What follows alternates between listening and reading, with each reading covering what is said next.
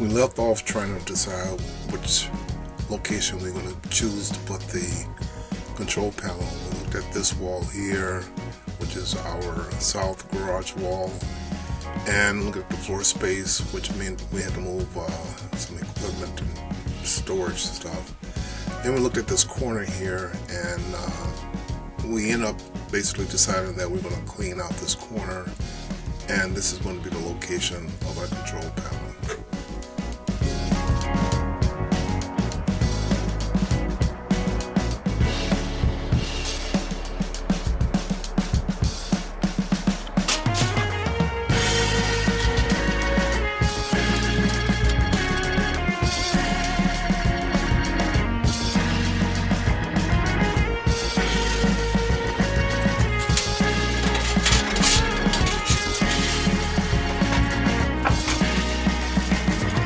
In part 3, the control panel, we determined that we're going to end up using a 24 by 18 inch board.